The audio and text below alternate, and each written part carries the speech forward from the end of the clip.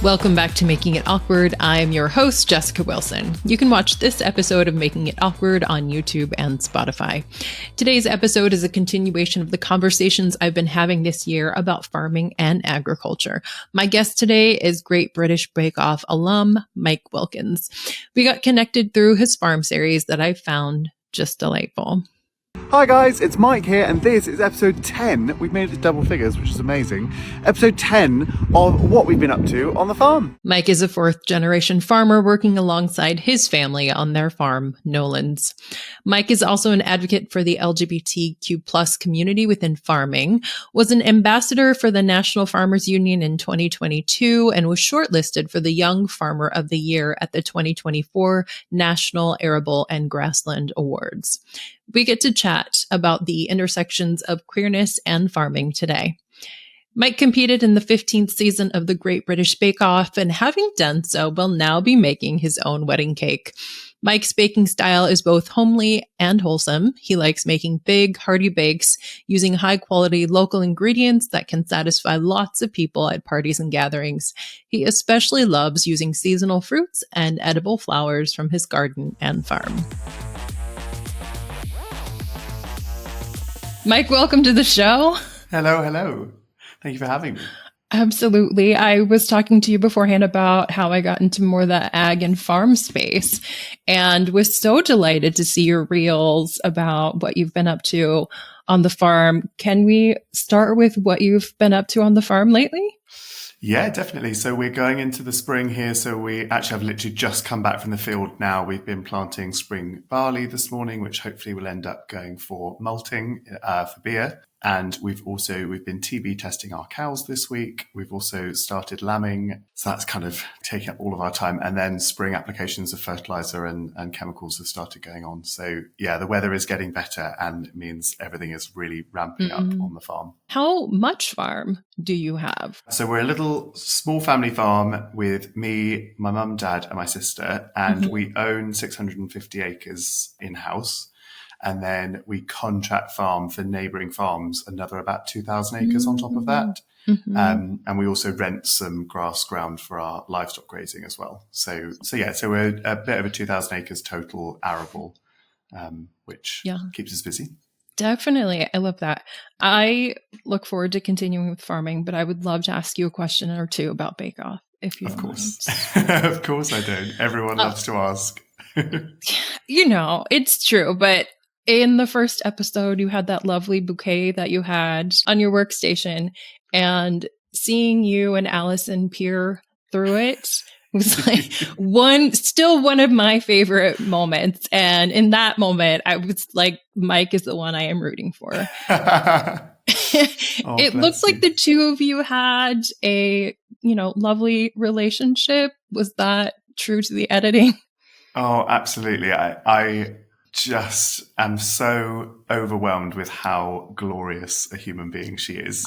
I've loved her for years. I've always followed her. I think she's a hilarious presenter. She always comes across as this bubbly, wonderful human being. And, and you sort of, you look up to people, celebrities, people you don't know, and you worry if you ever meet them. People say, don't meet your heroes because they'll let you down. And I thought, she's been in the industry for a while. There's a lot of us. I thought, she probably won't have much time for us, not in a mean way, but just she's got a lot going on. She's there to do a job. And so I was trying to hold my expectations down. And I got there. We were queuing to go into the tent for the first time. And she came out from her green room and I heard her laugh and I just started crying hysterically. And from that moment, she was just incredible. She's so lovely and so kind, and she'd spend all of her spare time with us in our green room. Like she'd come and join us for lunch and just sit on our sofa and just have a chat and a gossip and a catch up. And they kind of they have set times when the presenters have to come over to each person in the tent and they kind of set it up with the cameras and stuff and get it ready for them to come over and they'll have a little chat. But Alison, half the time, they just couldn't drag her out of the tent. She'd just keep coming over and keep wanting to have a chat. And yeah, she was just so much fun, so supportive as well. After the show had finished, she gave me her number and said, it might be tough, like, you know, when it all gets announced, and social media can be a horrible place. So if ever you need anything, just give me a ring. And I was just so overwhelmed by that. And then I have spoken to her several times since, and we message, and she's just been so generous with her time and her support. And honestly, there are no words to describe how much love and respect I have for that woman. She's just amazing. I'm so happy to hear that. I was hoping it wasn't just the editing.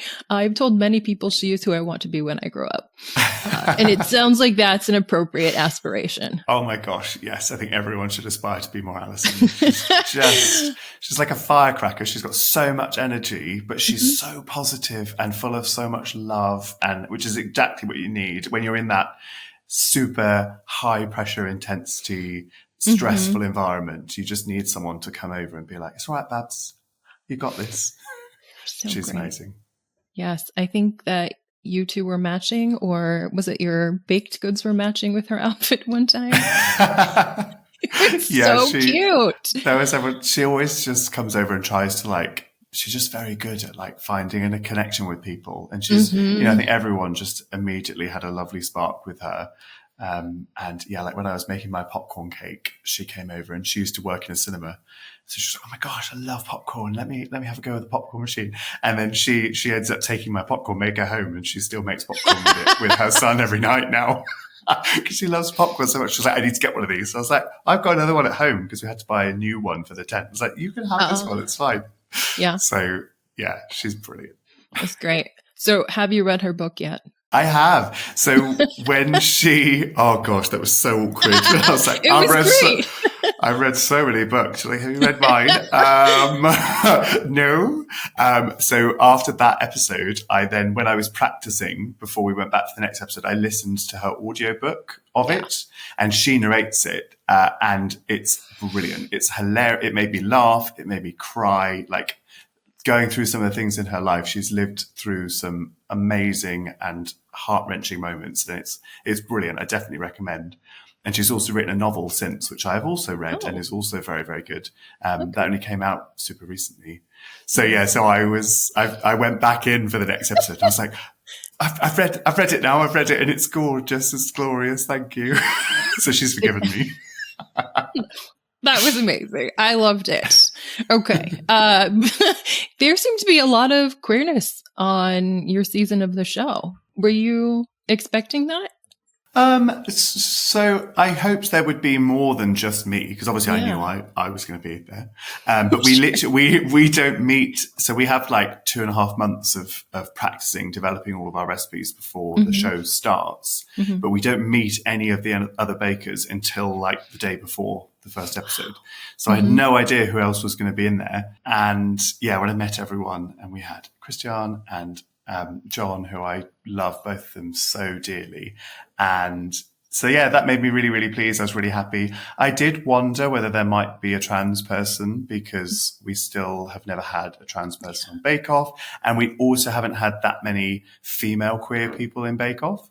So I wondered if there might be that kind of representation in there as well, which there wasn't, which, you know, don't get me wrong, I loved every single person in there. I wouldn't have wanted to get rid of any of them, but I would love to see a bit more of that on Bake Off in the future, possibly.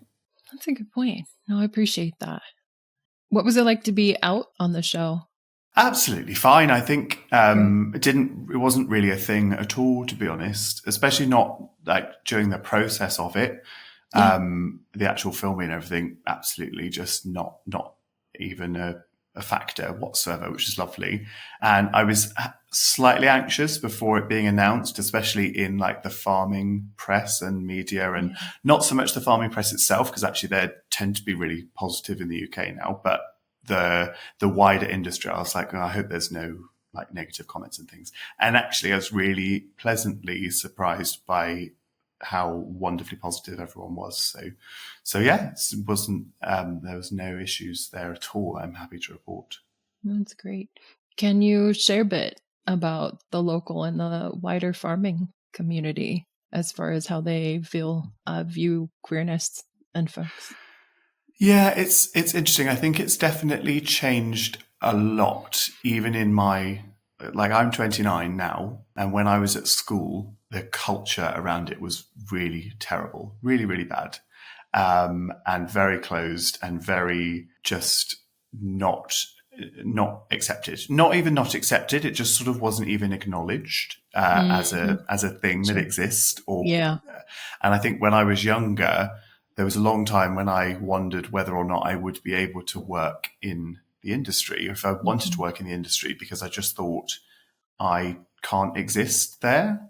And actually, we've got some great organisations in the UK. Like there's an organisation called AgRespect, which is a community organisation of LGBTQ plus people who work in rural industries in one way or another. And when I first came across them, this network of people are from every different background, every different type of queerness, up and down the country, and my eyes were just opened, like, oh my goodness, I'm not the only one. And the visibility is so amazing and important to see. And I think that's the big change that's happened, like in my early adult years, is the visibility and the sort of just the being seen and being part of the industry. And organisations like the National Farmers Union here in the UK, they have done several pieces now for Pride Month and like LGBTQ history. And I've done some social media videos for them in the past talking about being a queer person working in the industry. And that was incredible. I was so honoured and privileged when they asked me to do it, because immediately after I was at we've got Cereals is the name of a really big arable event here in the UK. And I was at that event literally the day after the first video went live with the NFU. And I had lots of people come up to me during that event and say, oh my goodness, I saw your video. It made me cry. And I then had some amazing conversations with people just about visibility of queerness in the industry. And I cried and they cried, and it was all very amazing. And I just know that if I was like, when I was 12, if I'd seen that through the National Farmers Union, is the biggest farmer organisation of any kind in the UK. And if I'd seen them, a queer farmer, on their platforms talking openly about how they're really successful in the industry, they love working in the industry, and they're queer or they're married to a man or whatever, I think it would have blown my mind, and it would have totally changed so much of my journey as a young person in terms of what I saw was possible in my future. And to have been able to do that, and not just me, there's so many other of my colleagues and friends and people who are now feel comfortable to be open, and the media outlets and organizations like the NFU are giving platforms to people. And I just think it's amazing. I think any kind of, sexism, homophobia, racism, a lot of it comes from fear and the unknown. And I think when actually you show people, I'm just a normal farmer like you. There's literally, I'm not scary. I'm not different in any way. It doesn't matter that I happen to have a husband, not a wife, or soon to be husband. And yeah, I think when you take that fear away from people and they kind of go like, oh, actually, yeah, no, I like Mike. He's all right. And it helps. And if you can do that on a national level in the media and also in your like local communities, I think the more that happens, the better. And I think, don't get me wrong, we're a long way away from there not being any issues. And there's still lots of horrible things said online. And there's still lots of people with questionable viewpoints and so on. But we've made such strides, and it makes me really positive for the future. I think we're heading in the right direction. Oh, that's amazing. Can you speak a little bit more about young Mike and coming into queerness and identity as a farmer? Yeah, definitely. So I'm a fourth generation farmer here in Wiltshire in the UK. And so I was born here on the farm, and I grew up with my grandparents and my parents. And my parents were great because I was never like overtly pressured, you must take on the farm. It was always like the hope that I would want to go into farming, and they were always very open about that. But it was never like an expectation, you have to do this kind of thing, which I think can sometimes alienate people a bit if you see it as you don't have any way out. Yeah. So I always loved the farm, and it was always kind of what I saw myself doing. And I was never even really thought of much else that I could do or wanted to do. Mm-hmm. And then it was when I was sort of probably getting into the end of what we call secondary school. So that would be sort of 16 here, before we go into sixth form, which is sort of 17, 18. And it was kind of through that period when I really started to question whether or not I would be able to have a career long-term in farming. And at the time, it wasn't because I didn't really come out to myself as being queer until I was about 18, 19, because I either describe myself as queer or pansexual or bisexual. It depends what company I'm in as to what language people understand, really. Yeah. But I've had relationships with women, I've had relationships with men. And when I was younger, especially, I think as well, because I didn't even have a comprehension that being in a same-sex relationship in agriculture was feasible. Yeah. I never mentally even begun to explore that option. And so I think that's why it was a bit later in life, before I kind of came out to myself and understood myself a bit more. But so when I was going through that stage at 16, when here in the UK, that's where you decide whether you're going to leave school and start work, or whether you're going to go to college, or whether you're going to go to university. Got it. And I didn't really know what was going on or why I felt how I did. I just knew that I was questioning my identity and my future and what was happening. And so rather than leaving school then and going straight back to the farm, which is kind of what I'd always anticipated doing, I decided that I wanted to go off to university. And the way that my parents sort of got on board with that is I went off to study agriculture at university, which I didn't, at a younger age, I didn't even realize that was possible either. It wasn't until I was about that old and I suddenly realized, oh, wow, this isn't just something that you sit in a tractor in a field. There is a science and there's a business industry behind this as well. So I went and studied agriculture and business management at the Royal Agricultural University, which was amazing. And it kind of took me away from the farm and got me a little bit out of that, box that I was living in, and opened my sort of worldview up a little bit. And then it was through that period that I sort of realized that I was queer, and I suddenly thought, oh, maybe I don't want to go back to the farm. Maybe that's not my visions. Young me saw my future as being, getting married to a woman, having children, having an eldest son who would then inherit the farm and take it on. And I don't know how it works in the US in terms of family farming dynasties, but in the UK especially, there's very much a tradition and a heritage around the eldest son inherits the farm and takes it on. And it's definitely getting much less now. But my dad's generation, so very recent past, that was very much the standard. And so that's kind of what mentally is what I saw in my family lineage, and it's what I sort of expected. And so young me, that's what I wanted. And I think there was a lot of coming to terms when I was that late teenage years. There was a lot of trying to understand what I actually wanted, because it's kind of what was kind of implicit when I was younger, and what I wanted because it was actually what I wanted in me for my life going forward. And so I had a bit of a divergence between the farm and my personal life.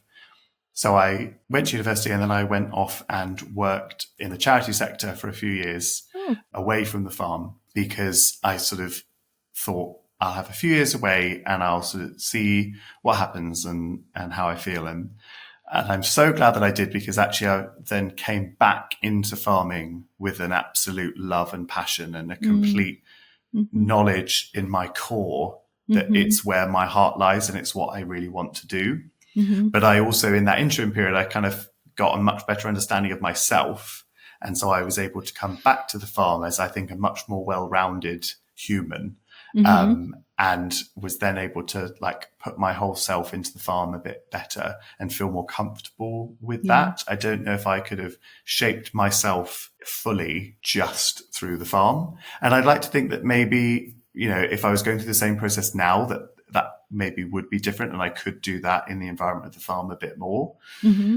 But actually, I think also not just for queerness, but just your general kind of openness to other people and other cultures and just society in general. I think actually you can be quite blinkered and confined in a rural environment. And, I've met people from all over the world, all different backgrounds through the different places that I've worked. And I'm so grateful for that because it's really opened my eyes. And I think it's helped me to sort of empathize and understand broader issues than just what we go through on the farm. And I think it's made me a more compassionate person. And I'm really grateful for that. And I think that everyone should try, be it through online platforms or, obviously some people, relocating is not an easy thing to do, but I think the more you can open yourself up, the better to your worldview and understanding, both for understanding yourself and other people as well, because the more you know, the more you realize you don't know. Yes. That's something I think is really important to be self-aware of. Yeah. Did your soon-to-be husband come from that portion of your life, or was he already farming? No, so he's not from a farming background at all. So I worked for the Students' Union of the Royal Ag Uni, which is a charity in itself. So it's set up as a charity organisation. And so I ran that for a year. Mm-hmm. And then I went to work for the University of Sussex, which is the other side of England. And I was working with societies and extracurricular activities and things. And that's where Matt, my future husband, was a student. And he also worked part-time as a photographer. And he actually took my staff photo on my first day. Yeah. And so that's how we met. And at that time, I was working part-time on a farm as well. Okay. And I was commuting back and forth between the two. So I spent very little social time in Sussex.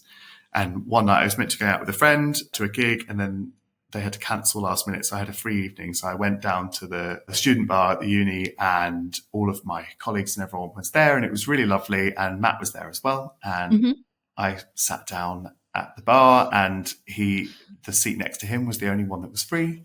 And we got chatting, and like 5 hours later, everyone else had left, and we hadn't even noticed. And we got kicked out because the bar was closing.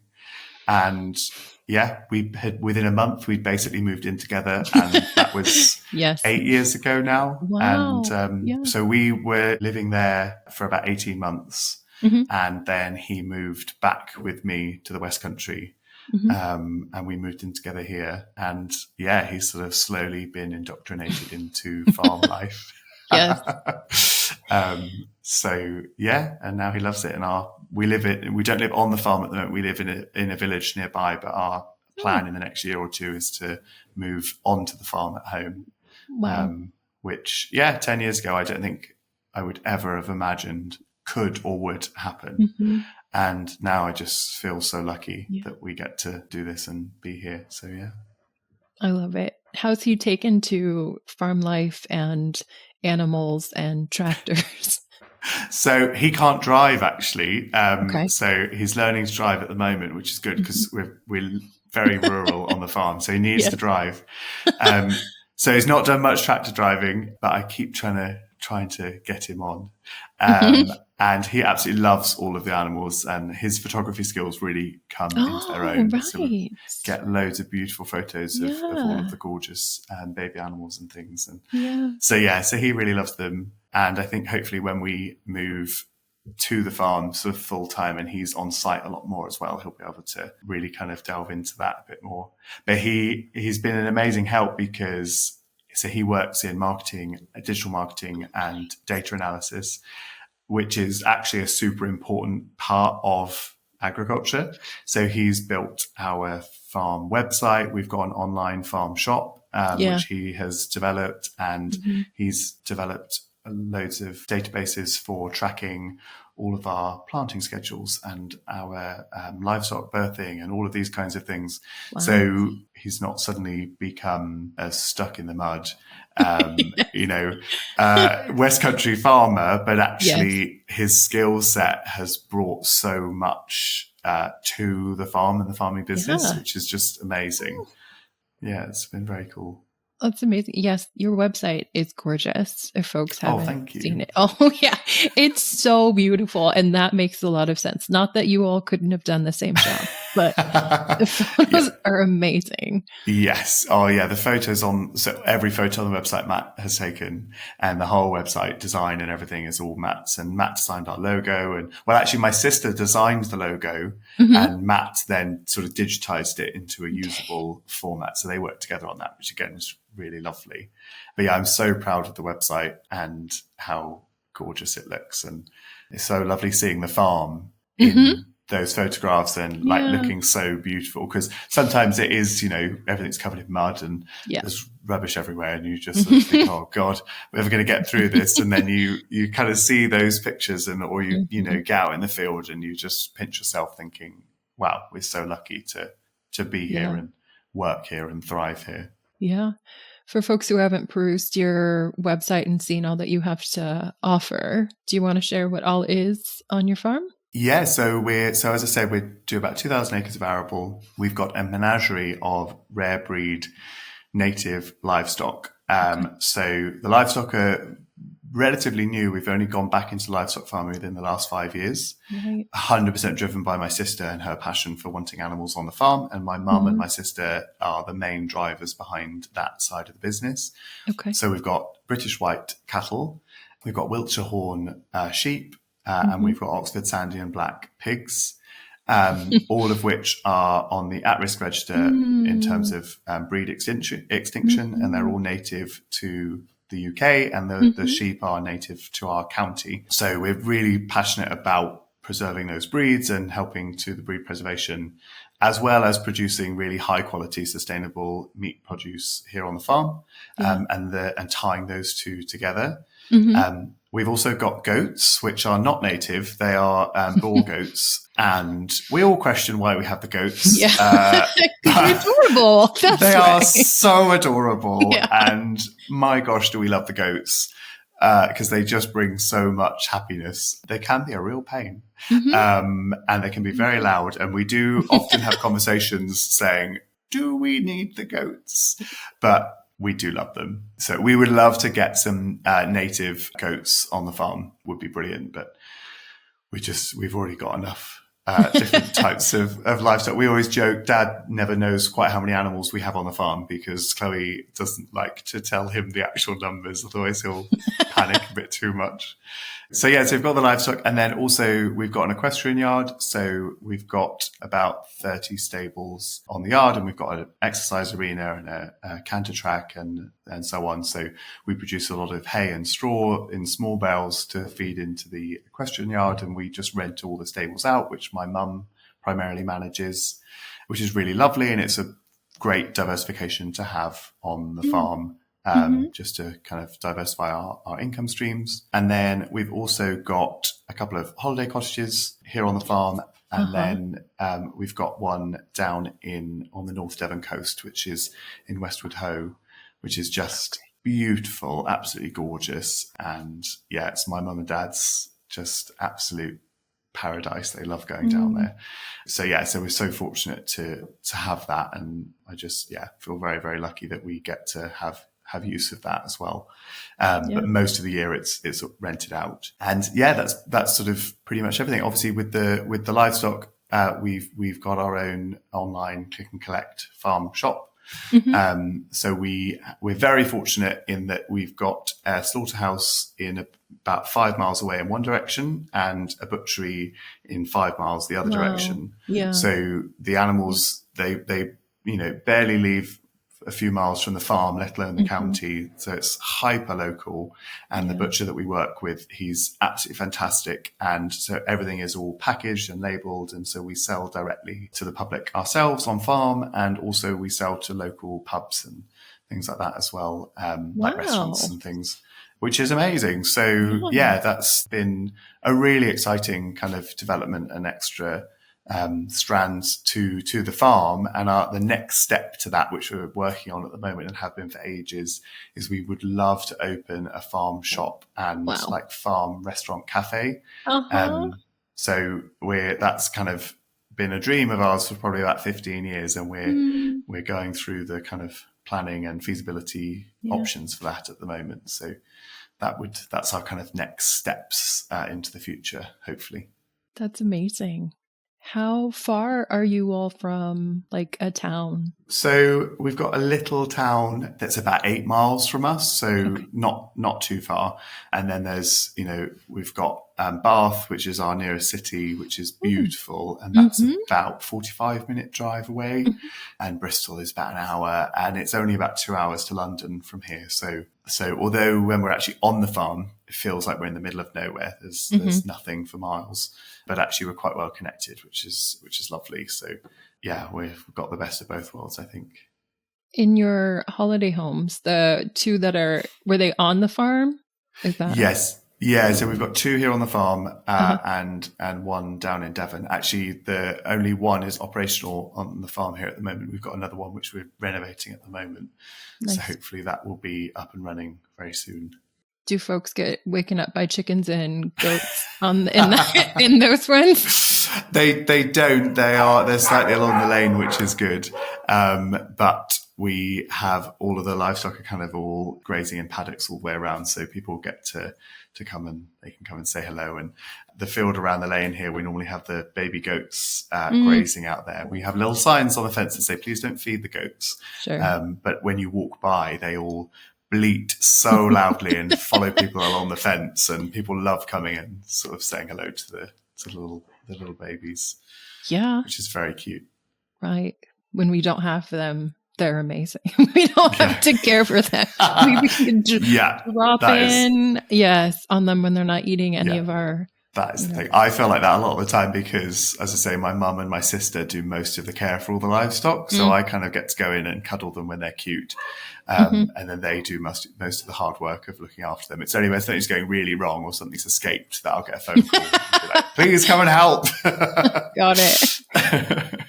You mentioned the NFU earlier, and I think, were you a representative? I sit as vice chair of our county team of the NFU, and then I also sit on our national crops board for the NFU. So arable and the crops farming is very much our main kind of revenue stream here on the farm. So that's sort of my personal interest as well, and expertise. So I represent farmers in the south of the UK nationally within the NFU, supposedly. I don't know why. I saw, I think on your stories, a sign actually in your farm. There's a family farm tax. Was that it? Yes. Yeah. So there's changes being sort of brought in by the current government here in the UK to inheritance tax legislation. Okay. So in the UK for about 50 plus years now, sort of since after the Second World War and trying to maximize food production and to subsidize food production in the UK, one of the ways of doing that was to basically, there was a tax relief brought in around inheriting farmland. So if you inherit farm business assets, you get almost 100% reduction in the inheritance tax due, which for, family farms who are asset rich often, especially nowadays, because land prices in the UK have inflated by many, many, many times just in my lifetime. 20, 30 years ago, land may have been a couple of £1,000s an acre, and now it's 10, 12, 15,000 pounds an acre. Wow. But farmers who own that land haven't realised any of the capital value out of it. And we can't borrow against it because we can't afford repayments with the returns that we make. And I think average farm returns in the UK are about 1% on capital. So they're very, very tight margins. And the inheritance tax rates that are coming in would be 20% on agricultural assets, which we do. The fees would be payable over 10 years, interest-free, which is a helpful allowance. And there are some sort of under £1 million threshold where you get 100% allowance, which is great. But actually most family farming businesses, when they include a farmhouse and buildings and land, you easily get into farms that are worth several £1 million, which is, by anyone's standard, an extortionate amount of money. But as a family farmer, you have no access to any of that money. We've never bought that land. We never had that money in the first place. It's just accrued over generations. And our only way to pay the inheritance tax bill will be to sell some land assets, which would just make our farm and other family farms less viable. So it's a big, big concern.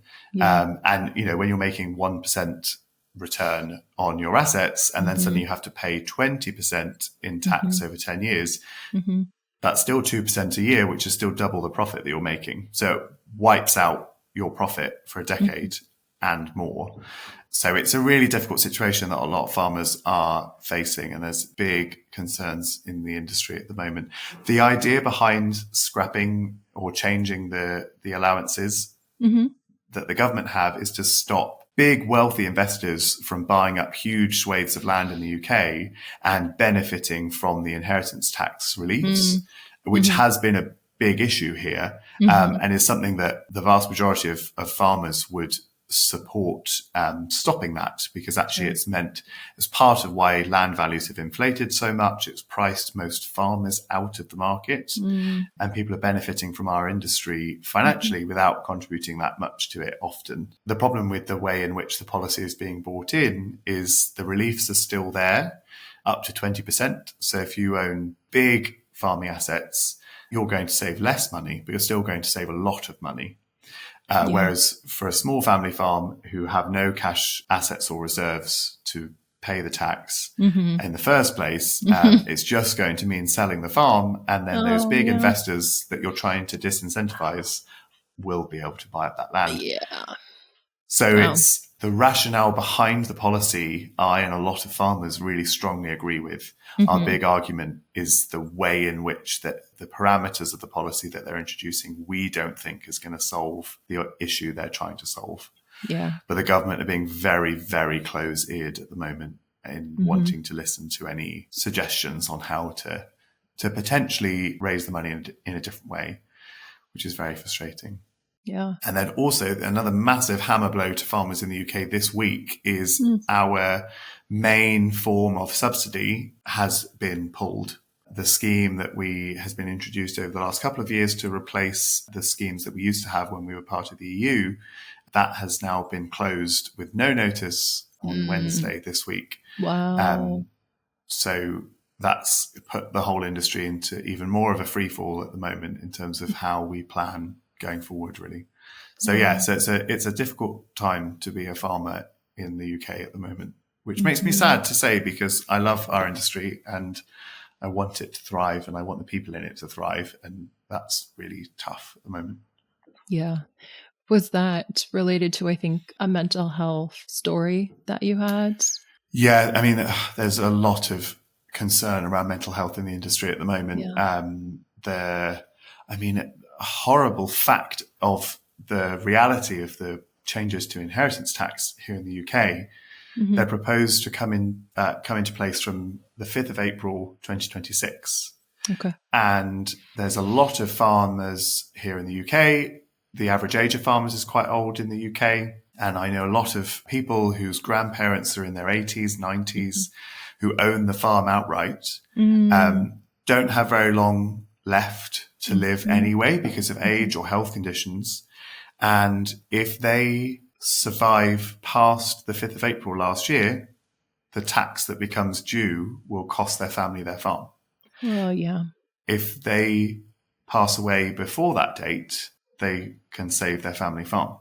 And the mental health crisis that brings to a person who, to make someone contemplate taking your own life to save your family business, is just atrocious that a government policy could ever be put in place that would lead people into that space.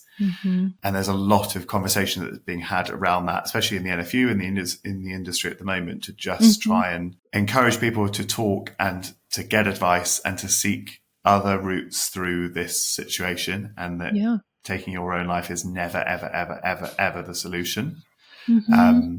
But it's just really horrible that has kind of pushed what was already quite a bad mental health crisis in our industry. We've had several years of very, very poor weather for example, that has really put a lot of pressure on businesses.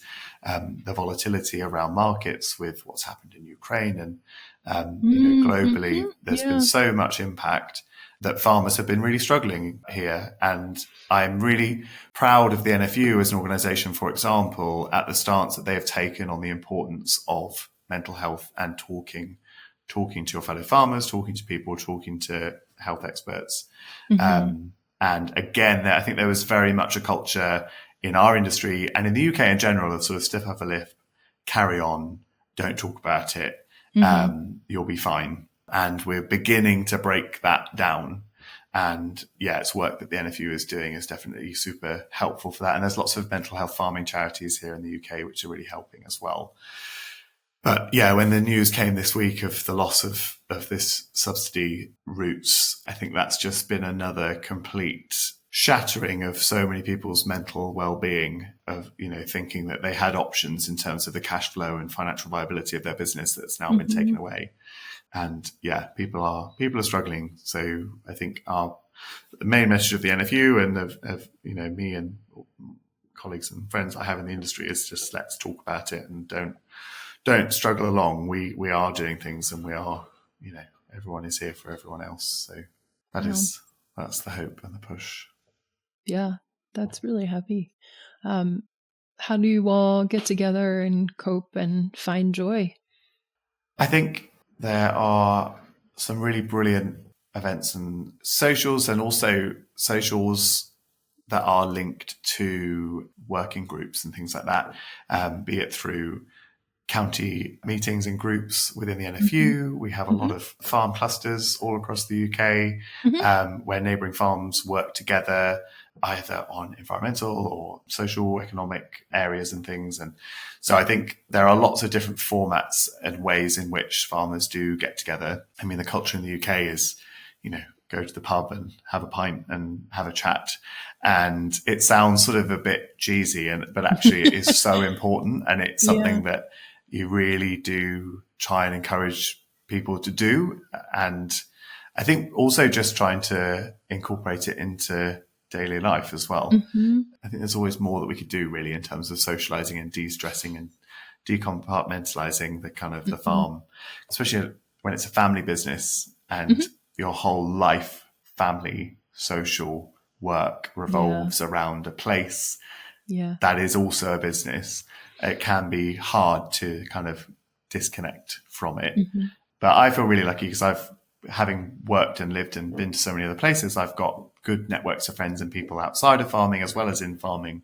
So I feel like I can kind of nip it in and out and do different things and do things like this and like the opportunities that come from Bake Off. And I feel very lucky that I kind of get to swan off and go different places and meet so many different people.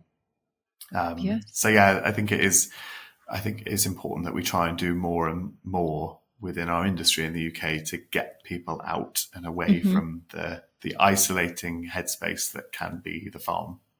Yeah. And then bringing your partner into all of that. I find, that looking at or through the lens of someone else who is new to something can just, reignite, the fun, the joy of it all as somebody is like wondering what to do with this animal in front of them. Yeah, definitely.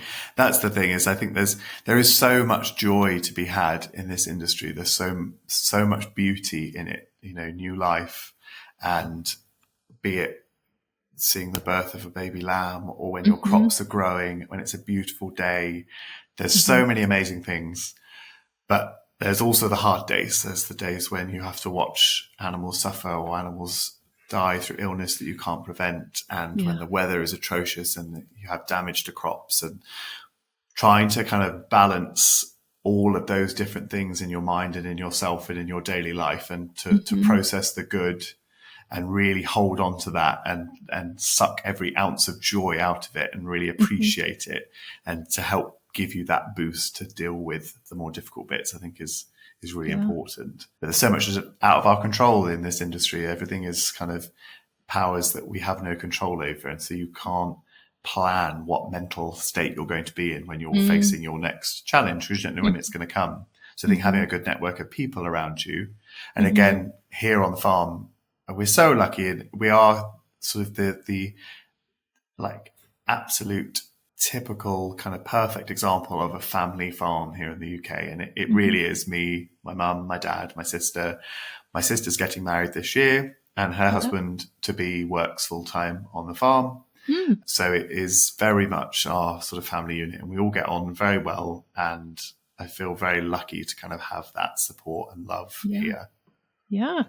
With all of that going on, how did you find time to audition? And what was that like when you're farming?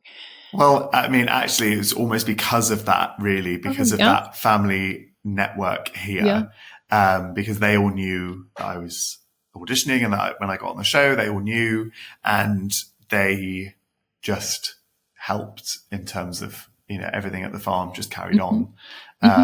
Because everyone is just brilliant, and everyone pulls weight for everyone else. And yeah, I think if I was working full time for a third party person, and, you know, needing to take holiday and things in busy seasons, and I just don't think it would have been possible to have that level of understanding and help and support. So yeah, I think being in our family business, family dynamic was super helpful, because everyone was very supportive of my doing it, and it allowed me the time. I mean, don't get me wrong, there was a lot of like baking till 6 a.m. To then go straight to the office after that.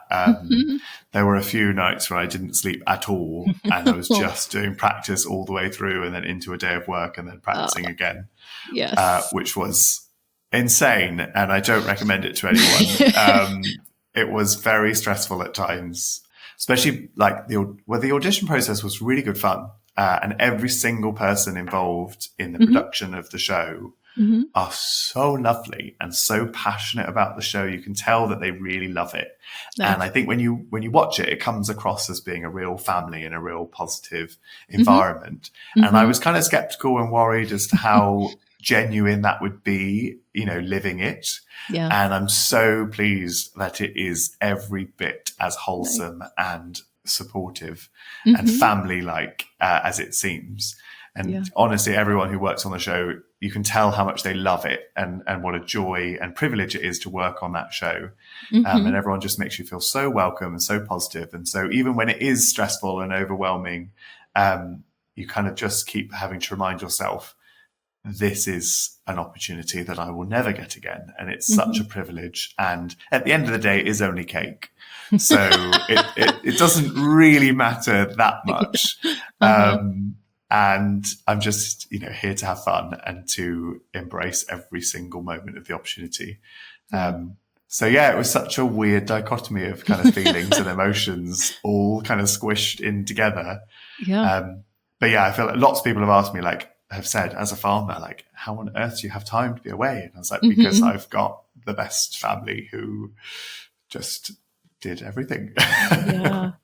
Whose idea was it for you to audition? Well, I've sort of, I've watched the show for years and years and years, and always loved it. And I've been so passionate about food and baking my entire life. And so I've always baked cakes for, you know, all friends' birthdays, and, you know, I'm always baking something. I don't like going anywhere or seeing people without some kind of baked goods. I find that baked goods are such a lovely icebreaker.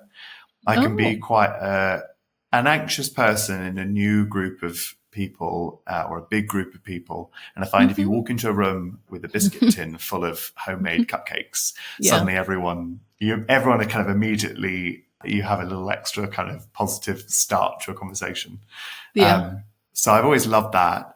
And people have always said to me, oh, you should apply for Bake Off. And I've always kind of dismissed it. And Matt's always said that I should apply. And every year when we watch it and it comes up saying, do you want to be on the next series of Bake Off? Matt kind of looks at me across the sofa saying, you should try. And then I made a wedding cake for a friend, not last year, now the year before. And it was a real privilege and an honor when they asked. And it was gorgeous. It was 4 tiers, and it was all made with, it was a friend of mine who's also a farmer, and he was managing a fruit farm at the time. And so it was all made with different flavored fruit jams from the fruit on his farm. And I absolutely loved it. And so loads of people then asked me, oh, are you going to make your wedding cake? And I said to Matt, I could. And we're doing everything ourselves for the wedding. I'm growing all of the flowers. We're doing all the decoration ourselves, everything. Mm-hmm. And he said, no, you've got too much to do. You can't make the cake as well. And so I said very tongue in cheek, well, if I went on Bake Off, everyone would expect me to make the cake. So I'd have to. And he sort of said, yeah, okay, fine. If you go on Bake Off, you can bake the cake. Not thinking it would ever happen. And then the auditions opened up sort of a year or so ago, and we saw that it was advertised, and we looked at each other and were like, well, if I am going to do it before our wedding, this is the only chance. So I was like, well, I'll put in an application. And then when everyone keeps asking me, why aren't you baking your cake? I can say, because I didn't do Bake Off. And I thought I can say that in my wedding speech, and it'll get a little laugh, and that'll be that. And it'll be a fun experience applying, and, and then the application process started, and I got through to the next round and the next round and the next round. And I was thinking, oh God, this is getting a bit serious. And then I got the phone call to say, we want you in the tent. And I was just cried and was just so overwhelmed. And I just still can't even begin to believe that it's happened, really. Yeah. I feel so lucky. And I think through the audition process, one thing I really talked about a lot was the farm and farm produce and, where food comes from. And I think baking is so intrinsically linked with agriculture, because all the core ingredients, flour, butter, sugar, eggs, they're all raw ingredients near enough that are produced on farms, up and down the UK and the US. And I think tying those two together is a really lovely thing to be able to do for people. And you go into any farm kitchen up and down the whole of the UK, and there will be a biscuit tin with half a cake in it. And you'll get offered a cup of tea and a slice of cake. Like home baking is just so intrinsically linked with agriculture. Nice. And so I talked about that a lot in the audition process. And I think they loved that. And I used loads of produce from our farm and from neighboring farms on the show, and telling that story of farm produce to food was really important to me. And the producers and everyone really loved that. And I think that was definitely a really cool reason behind why they picked me, because I'm certainly not the best amateur baker in the world. But yeah, and they loved that side of it. And I just was shocked when they said, we want to have you on the show. Yeah. So then the hard work really started. And I just honestly thought I was going to leave in week 1. And I thought that would be fine, because what an achievement to get on the show. And I won't be very good. And everyone else will be amazing. And I'll go home week 1. And then I got through to 4 weeks, and I just thought, wow. And even when I went home, it was really, really super close. And I didn't have a massive disaster, which I was a bit shocked by. And it was, everyone was so talented. I feel in awe of all of the other people in my series, because the level just seemed so high. And I remember like the first day of filming, I was looking around thinking, what on earth am I doing here? Because these guys are so good. And to be counted among that group again is just a complete honor, and something that I will treasure forever. So yeah, it was never something that was like, I don't want a career move into baking or anything like that. It's not, that's not why I did it at all. It's a passion of mine. And I hoped that I could showcase a bit of how food and farming link together in that platform. And I thought, what a great privilege that would be if it happened. And here we are. Man. Yeah. And you got to teach Alison what rosemary was versus what lavender what lavender is. Oh, that was the best thing actually that they cut from the show, is that after that interaction happened, Georgie was on the bench in front of me, and she turned around and looked at my bench and went, oh, the lavender does look beautiful. And I was like, no, it's rosemary. Excellent. And you got, I think, an excellent or amazing rosemary level in what you were baking that day. So yeah, apparently so. So that's good. And now you get to bake the cake. Yes, and now I get to bake our wedding cake, which I'm super excited for. So I've already been practicing and sort of experimenting with a few different recipes. So we're going to have 4 tiers, 4 flavors. We've got a fruit cake on the bottom, a traditional sort of Christmas style fruit cake, which is a recipe I wrote years ago and I make every year for Matt's family. Yeah. So that's going on the bottom. And then we've got a chocolate cake, which is a take on a chocolate cake that I wrote for Bake Off.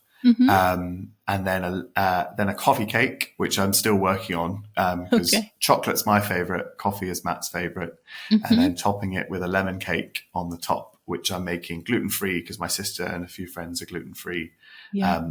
I want to try and make it vegan because Matt's sister is vegan, but I'm coming up against difficulties of trying to then blend the icing on the outside top to bottom so that it all matches.